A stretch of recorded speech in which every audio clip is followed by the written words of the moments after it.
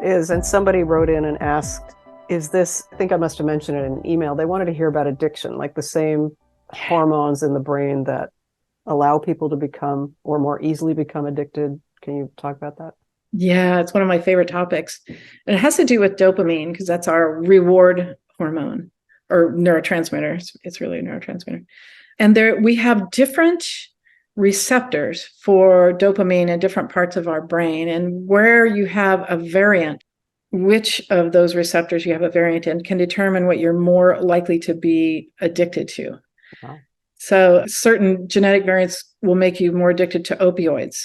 Some will make you more addicted to cocaine, some to smoking, some to gambling, some to sex. And there's another one, there's a genetic variant associated with entrepreneurial tendencies, but it's also associated with workaholism.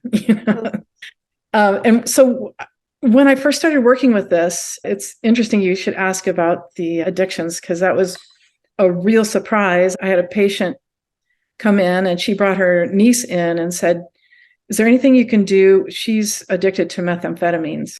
And I said, I don't know. This was early days of working with this.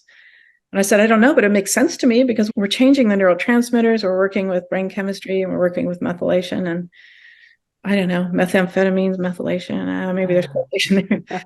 And so I said, let's try. And so she had two little girls that she would often leave at home alone and go off for a week and do meth and just be gone.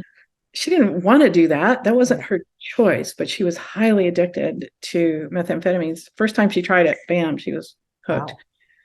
And I said, well, let's try. And so she was willing, and we put her on a methylation program. And I heard from her about a week later. She said, it's weird. I don't even crave it. Doesn't even sound good. I don't crave it anymore. And I was like, okay, we'll see. Yeah. With addicts, you kind of have to go, okay, it's nice. We'll see. And a year went by. She got her kids back. She got a house. She got a job. She was doing great. And then she got off her supplements and she went right back to methamphetamine. So it was like the production of dopamine is very much dependent on certain enzymes in the body. So when we flood the brain with dopamine through the right cofactors, it kills the craving. We're not looking for that dopamine hit as much.